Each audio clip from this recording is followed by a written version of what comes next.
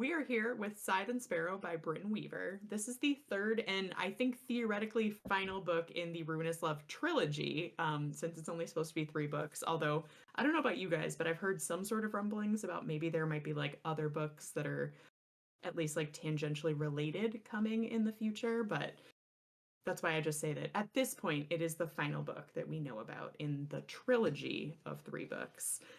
So if you haven't read the first 2 books, go read those. We have episodes on all of them.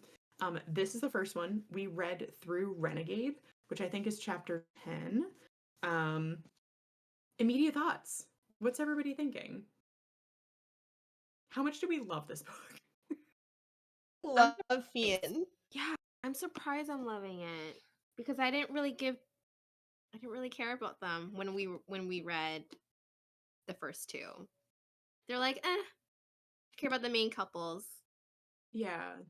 I will say I was really interested in Rose. I thought her character was like very unique. Like I liked the little glimpses we got into her, like her weird like circus lingo and like her tarot cards, and she just seemed like very chill. Like I liked her a lot, but Ian seemed like a limp noodle. And he's not like he is, but in like the best way. Like I now see the noodle for what it is, and I'm really enjoying it. Genuinely one of the more interesting male main characters that I've read in a while. Like Yeah. it's in terms of it's like outside of like your stereotypical male main character. Yeah. And I think that Fionn is like, he comes off as a limp noodle in the first 2 books. And then I realize it's because he's trying really hard to be a noodle. And I was like, oh my goodness, like you're super fucked up too. Like this is great. Let's go. So no, I'm really enjoying Fionn and Rose. I like both of them. So cute together. They're Yeah. so cute. They blush. I can't handle it. Can't handle when they blush.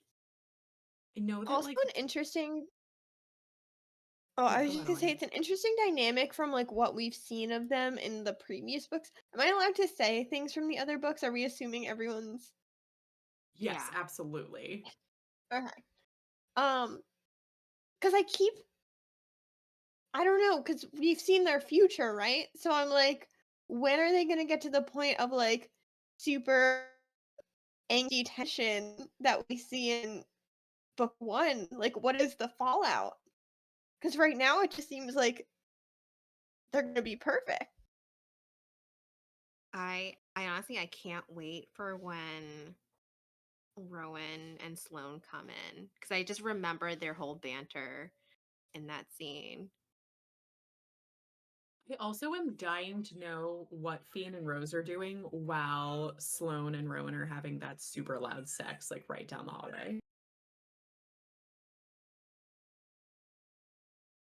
So interested to know what's going on behind behind those closed doors. Already a third of the way through, so I'm like, it has to be the next section, right? I forget what No. chapter it was and what happened, but I actually thought, oh, you know what it was? It was the Suture Sisters chapter where Fionn all of a sudden wakes up and is like, what's different? And I was like, wait, is this when it happened? Like I think it was that moment where I thought they would have come in by now. Because at least at the end of Leather and Lark, it seems like they've done like a whole friends with benefits thing, and now he's professing his love for her. And I was like, oh my goodness, is the end of Leather and Lark like the third to last chapter of this book? I have no idea because I honestly was expecting this book to do something similar to Leather and Lark and have like a very short amount of like book and backstory before it got like right into where Butcher and Blackbird ended. So I'm also very surprised that we're like still in like pre Rowan Sloane era. Yeah. Yeah, I just remember I think Fionn was away and Sloane and Rowan came to his house or something and only Rose was there and they were like, "Who the heck are you?" You know. Yep, So excited correct. for this scene. Yeah, I That's why I'm really want to looking see it from forward the other to it. side. Yep. Yeah, same. Um, I know that these books do come with a hefty amount of like suspending disbelief, like of there being multiple serial killers and like all of the Mhm. like, oh, somehow these serial killers just keep not getting caught and whatnot. Um, did any of you have to like really just really put it aside when he just shows up and is like, move in with me? I'm like, whoa, buddy. Like Yeah. it just was so fast, and I was like, you know what? It's fine. I also want this to happen, but I was like, whoa, my guy. Literally exactly that. Because like in the hospital, he brings her into the hospital. I'm like, okay, how do they go from in the hospital to like she lives with him? Like, where is that connection? I was waiting for it, and then it was just, oh, move in with me, and I was like, To be fair to Fionn, so cute, like so adorable that he like showed up and realized that she like really could not live in her mobile home like with a broken leg. Like so cute, but just I was kind of expecting in that moment until he was like move in with me. I was like, "Oh, like how many scenes are we going to have where she's like awkwardly like not doing well and he's like bringing her casseroles and then he's like, "Hey, now that we're friends, I think you should move in with mm-hmm. me." It was just like, no, hey, stranger to stranger, you should just move in with me. Well, I don't know. What I had to suspend the most is like, isn't that the first time he's seeing her mobile home? Like, he Yes. didn't really, and he bought a bedspread before that. So like, she could have had a very livable situation, and he had already and she was gonna move in. That's a really good point, Elena. Maybe what we have to assume is that he already knew she was in like a mobile home situation, like being with a circus. Like I think that's an easy assumption to make, and maybe he was just being really hopeful that when he got there, it would be very clear to her that she needed to move in with him. Maybe he just has like a really good judge of character and also shows that like he wants to take care of people, You're right, especially Amy. He has a Rose. super good judge of character, and that's why he immediately invited a serial killer to move in with him. He didn't know. But he has such a good judge of character. Well, when she called him to ask for help, he came.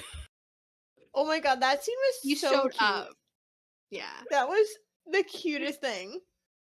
That was the other time that I really had to suspend disbelief because she makes this comment where she was like, I'm going purely off of vibes. Like I have a really good like sense that he's just like that he's also dark and he's not gonna like walk away from me. And I was like, you are putting a lot of faith into this man that I have not seen you have a lot of scenes with. Like I also believe you because I know how this book is going to go, like based off of the template of the first two books, but like my girl, you just murdered someone and you're gonna call random strange hot doctor to come help you? Like, what?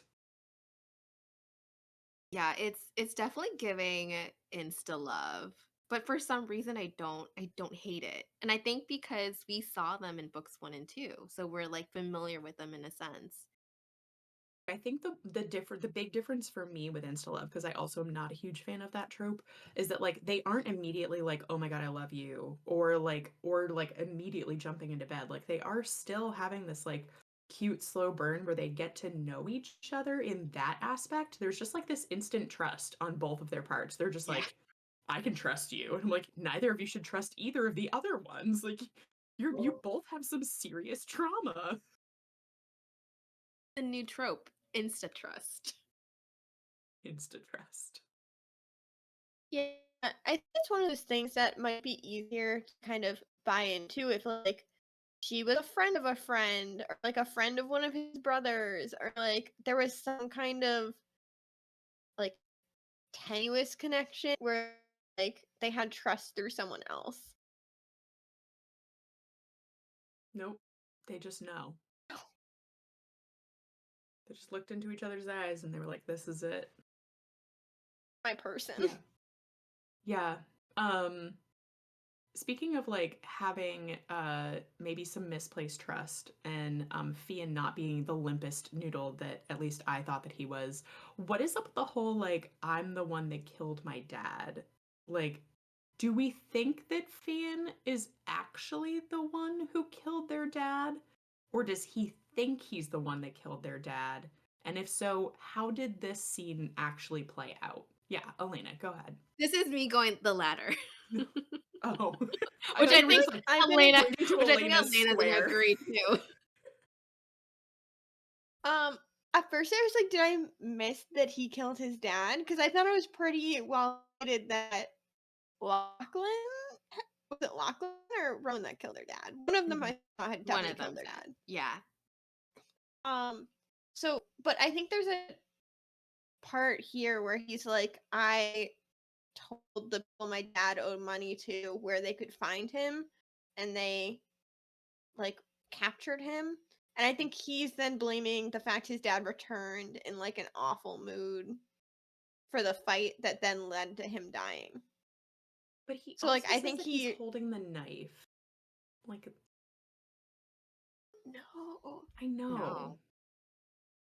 But I do thought we it was do more we think like, that's what it is? Is that he just thinks he killed their dad because he like caused the circumstances that caused his death? I think.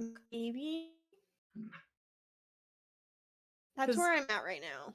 we don't actually know how he died, right? Like, Lachlan and Rowan have just been like, yeah, we killed him. Like, they haven't actually said like, ah, yes, we stabbed him 100 times and then cut his body up into a million bits and like tossed it in the river. Like, we don't actually have details, right? I don't remember. Yeah. I don't Maybe there remember was like either. an off scene where like the dad came back or something, like came back from being unconscious or something. And then it was Fionn that did like the double tap. Well, because that's what I started to think is it's like, uh, do all three of them think that they killed their dad, but they all like kind of like pitched in? Like, did Rowan like lace his food with poison, and then did Lachlan like beat him within an inch of his life, and then did Fionn come in the middle of the night and like stab, stab, stab, and like they all kind of participated? No, but the only thing I feel like I remember is I really could have sworn from like Rowan and Lachlan POV, Fionn didn't really have anything to do with it. Like I don't remember it ever being brought Yeah. up that like, oh, and like I feel like it was always like Rowan and Lachlan acknowledged each other in that night, but I don't recall anything about Fionn. So do we all agree that there's got to be some scene where like all three brothers have this like moment where they tell the story and like clear the air for everybody so that like at least Fionn knows what actually happened and can like get past that? Fionn is Yeah, like the key. He's like the last one. He obviously saw what happened, you know. I think so. Yeah. Maybe yeah. Fionn knows I the whole truth. feel like I feel like there's got to be a scene where they talk about it, but I'm also like, where are all these scenes fitting into the back 2/3 of this book? Because we still have to fit in all of both other books. Like we still need the Sloane and Rowan scene, and then we know that Fionn and Rose go to Boston at some point, so we need all of those scenes. I anticipate some like hefty use of like fast forwarding would be my guess. Like I feel like we have to get the scene with Sloane and Rowan from at least the perspective of one of either Rose or Fionn. Um, but then maybe we just sort of like fast forward and we just get like some cute scenes with them and how they like grow in their like love for each other. And then we get like the end of the scene of Leather and Lark. And then maybe like some sort of wrap up. Because I feel like there's got to be a decent amount of wrap up after the end of Leather and Lark. Otherwise, I think it would feel kind of anticlimactic to have like already seen their end. Right. Cause like Lark no, I'm sorry. Rose. I blinked. I totally blinked. Rose What wasn't character are we talking about? I know. Wasn't it Rose that said I love you to Fionn at the end of Leather and Lark? Yeah, and I remember us being like just so shocked. Like, how did it get to that point? That's so funny because I thought I remembered it being Fionn that told her he loved her. No, There's because an admission. I think she yeah, there's definitely an admission, and then she went unconscious. Do I need to Trying to remember what bookshelf my copy of Leather and Lark is on. Mine's in the basement. Is not accessible. Well, you guys keep talking. Yeah. I that's so funny. I thought it was Fionn, but yeah, now I gotta know. Um but yeah, there's not enough left of this book. Like I'm already sad about how many more pages I want there to be in this book because I'm really, really enjoying it. And I know that we kind of had I think a general consensus that we enjoyed Butcher and Blackbird more than Leather and Lark, and I'm trying to figure out if I like this book more than Butcher and Blackbird or not. And the thing that keeps popping up in my mind is I don't know what scene can top the Hello Fresh scene in Butcher and Blackbird for me. But I'm waiting for it. You didn't like the crochet sex swing? Crochet Sex Swing was fantastic. As someone who does crochet, like I felt like I especially enjoyed it because I just pictured like them talking about all the different kinds of yarn and like, oh yeah, this one's strong and this one will be soft and my husband will like he'll make the swing part and I thought it was so cute like all the old ladies just like Yeah. deadpan being like, yeah, of course you're crocheting a sex swing. Like oh my goodness. Did we know that Fionn crocheted? Because I know like his brothers like rib him about Yeah. crocheting, like, oh, you make these little doilies. But I always thought that he just had doilies and we're like, No, we knew it was his hobby. And I okay. forget in which book we found out, but they do mention the Suture Sisters and that he like does meet up with a bunch of old women and crochet. So we did know that. But yeah, that scene, oh my goodness, that was so funny. Personally, I hope they all get invites to the wedding. I want to see them again. I definitely will. Yeah. The whole scene was really cute. I loved it. Jamie, did you And find it then yet? like I'm going trying to find it go back, but there is like a bonus chapter or no, I'm sorry, an epilogue. Okay, we had to grab multiple copies of the book, but we finally found it. And you wouldn't believe it, but we read this book in October. Yeah, it's Oh, I did not go that far then. Far back. 353, and it is not. Because I Fionn does thought not say it. Yep. She says, Is Rose it says, Rose? yeah, she says, I love you, Fionn Kane. she takes Shocked silence fills the And room. he acts shocked, right? Huh? I thought it was like Does she he was act on shocked? Is who shocked? Oh, Fionn? Is Fionn shocked? Like, how does Fionn react? I expect Fionn to say something, anything, but he doesn't. It's as though her words are so unexpected that he can't process them. Fionn stares at her like he's frozen. For some reason, I thought it happened after that. Well, so it Like, does. Because then he comes to, because she gets hurt. So it's on 353 that but she this looks like says, she was before she gets hurt. it is. So it's when this is when Fionn comes to help Bentley when Bentley gets hurt because he's the Uh, closest thing they've got to a vet. And yeah, The she tells pupper. him that she loves him. right. And then maybe he says it back. Maybe that's what I'm thinking. Or she just gets hurt and we're worried at the end. She So maybe gets that's hurt it. because he doesn't come until like so he's with the dog, and then he comes later to help with Rose in the epilogue, Right at the end. Yeah. right at the end. Because then he finally says something. He goes, Rose calls out. There's panic in his voice. Yeah.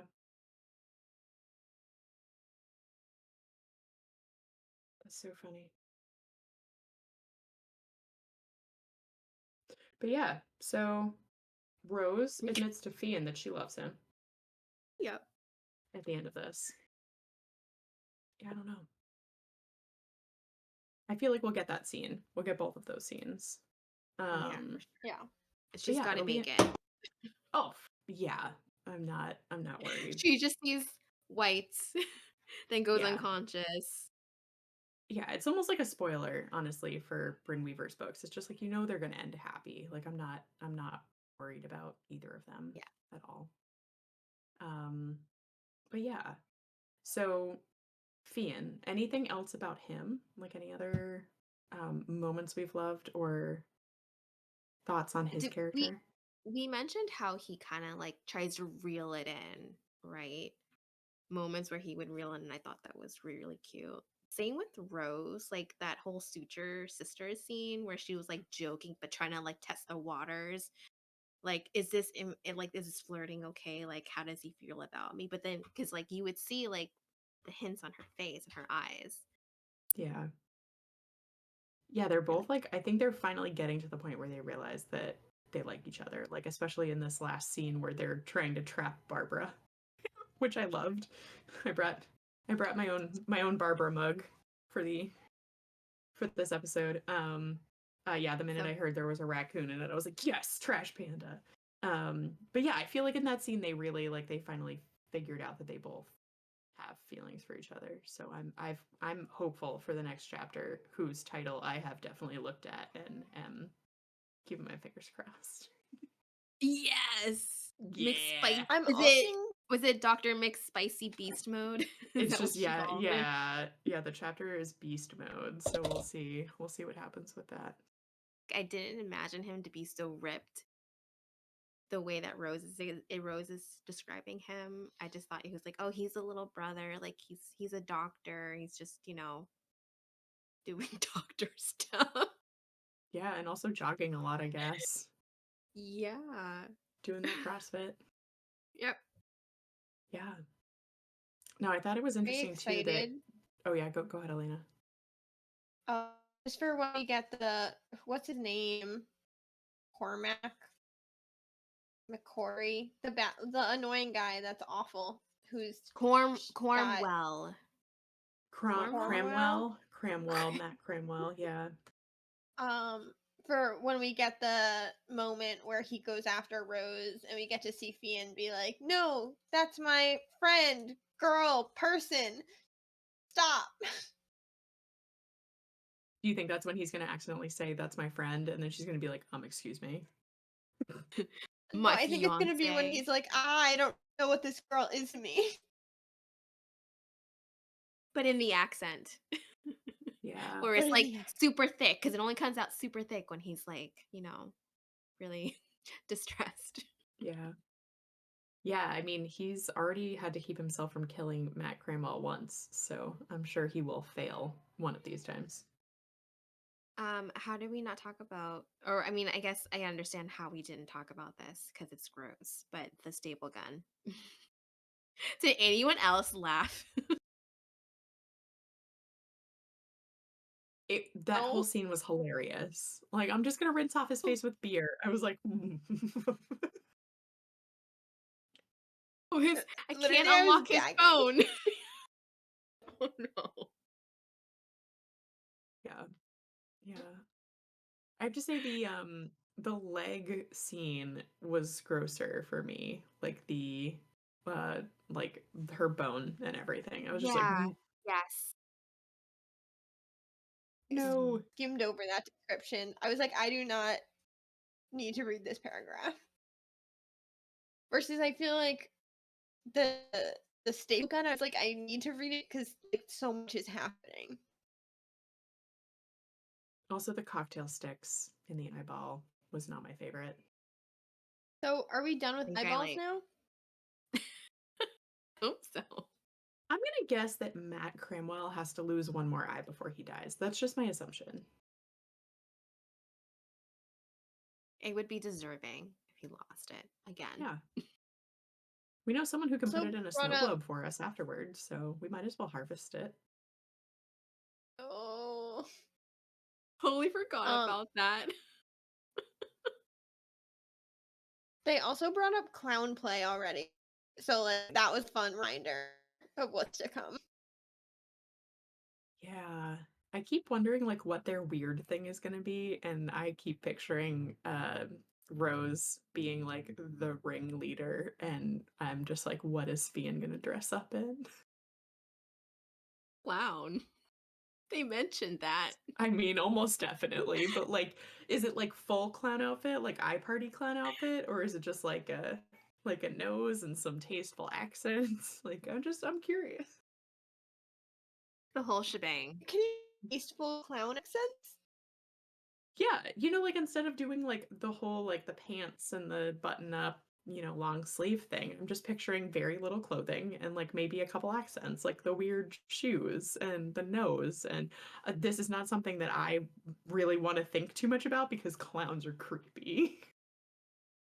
Maybe it's sexy in a way of like Bad. the Joker and oh, what is her name? Harley? Yeah, Harley Quinn. Maybe. Maybe in like that. Now I'm just picturing pants and suspenders. If it's only pants and suspenders, I can get behind that. And a wig. None of the other clown bits. Clown bits. Oh, we're gonna find out. Um, yeah. Have we said enough about Rose? Like, what do we love about her? She's short. She's my height. I was shocked. She's a short queen. She's an itty bitty. Yeah. A sex swing that would Ian's have to tall. accommodate his height. Yeah, I was just thinking that. He's like 6'4" or something. Yeah. This is not an accurate height No. depiction. It's not. It's very artistic. She has pumps on. Does Not she? actually. No. Honestly, it kind of looks like clown shoes. It does kind of look like clown shoes. You're right. Yep, it does. It All does. right. There you go. Oh man. Um, so do we think that Rose has killed people before this?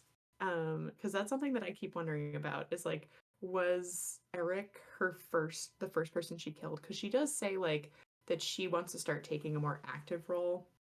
And I think that in the past she has like given poisons to people to do away with their own awful husbands. Um, and like maybe that was the first person she killed because she was really bad at it. It felt like she might have killed her dad. Like it seems like there's a Mhm. backstory in her own life. Like I don't think it's the first person she killed, but I think it might be like one of the first, like the second or the third. Yeah, I haven't been able to tell what awful thing happened in her past, but it's certainly something. Yeah. I will say I was a little bit frustrated when girl has a broken leg and can only hobble and said, "No, it's a smart idea. Get in the back of this under a blanket." Like that was another like suspend your belief a little bit because like Yes. there's no way you look at that and go. And then she's like, "Oh, Right. and I who knows how I'll get back." Like she didn't think through any of it. No, and I do agree that I was a little frustrated with it too, like her throwing up in the blanket. I was like, that's evidence you don't want to be leaving. Um, but on the one hand, I appreciate that this is like the first kill that we've witnessed in 2.25 books, where people are worried about the cops. Like they are actually kind of worried that there might be repercussions for their murdery actions. I was like, okay, like this is actually kind of a breath of fresh air in a weird way.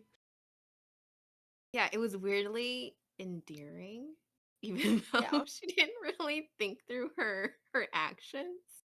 Like it Mhm. was kind of like watching a puppy in a way. Yeah, a vigilante puppy. Yeah, because like you know that she's kind of doing this for good, and it's not like it was like the perfect kill where like the body's all taken care of or something. You know, it perfect in terms of like how Sloane would have handled it or something, or Rowan, Yeah, because they're experienced. But this people like was Eric and like Matt gotta go. right. And this was just like funny. Yeah. Yeah. Does anyone have a favorite scene at this point? I don't know if we've talked about it or if you have like a favorite moment that has happened so far.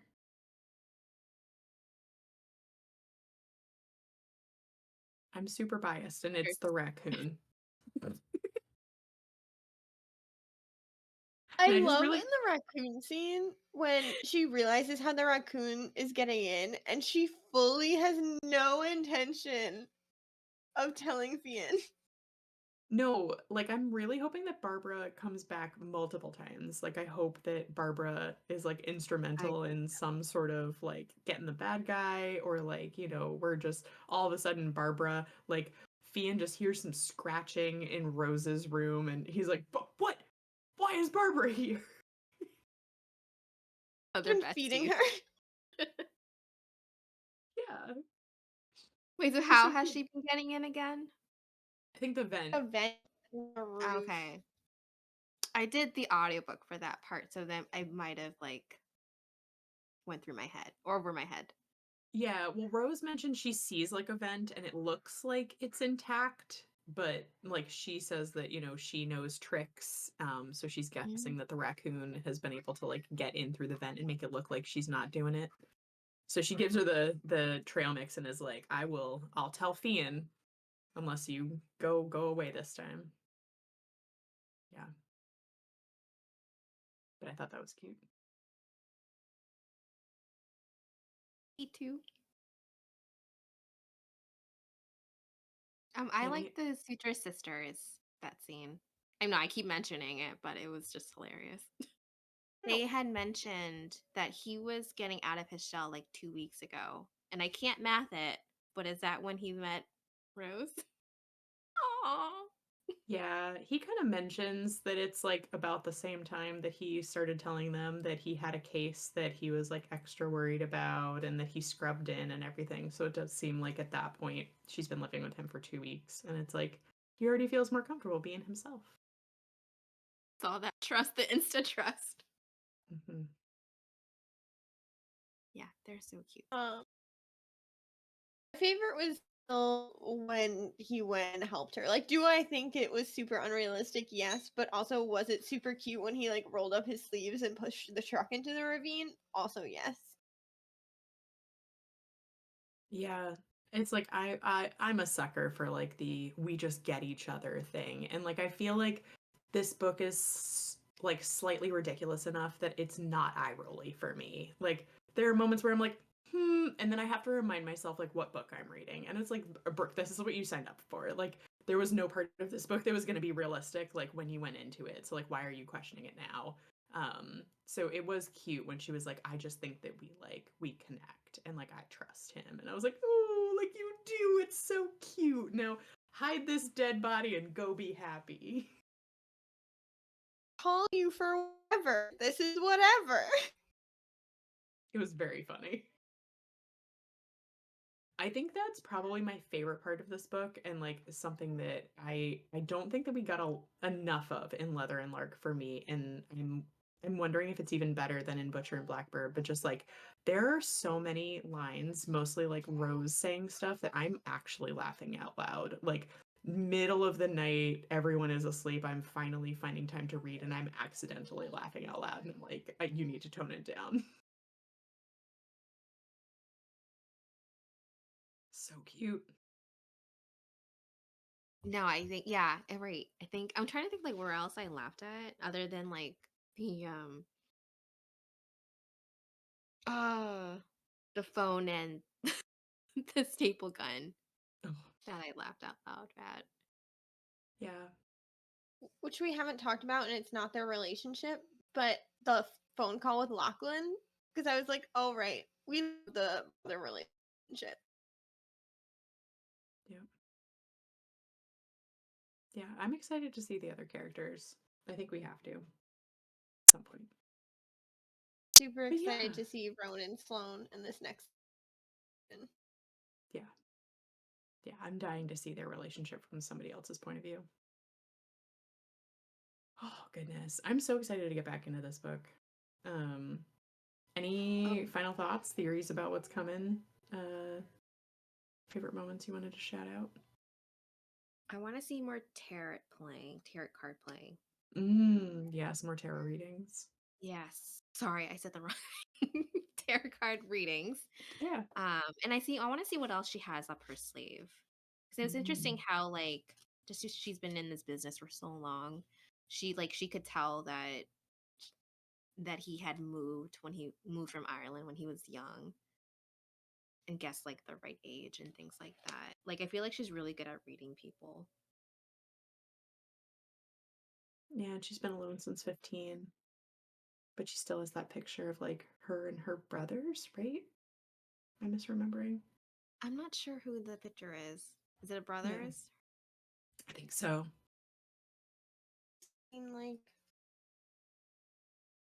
Yeah. I can't wait to figure out where she came from. What has created this very quirky girl who refuses to let other people get hurt by guys. Oh. Oh my goodness. All right. Is that it? Are we on to the next section? All right. Through claws. What is the chapter title that we're reading through? Claws. Oh, claws. Oh, claws. Barbara. Yeah. Maybe Barbara. It's a good guess. Beast mode through claws. Lots of animal imagery there. All right, come on, Barbara. Have you guys listened to the playlist yet? I haven't, but I want to. Yeah, I haven't either. I kept telling myself I was going to put my headphones in and listen to it while I was reading the chapters this time, and then sometimes I'm nap trapped by a baby and I just grab the book and then read it with one hand. But yeah, I think that's it. On to the next section, and we'll be back here through claws. Thanks for joining us, guys. Bye.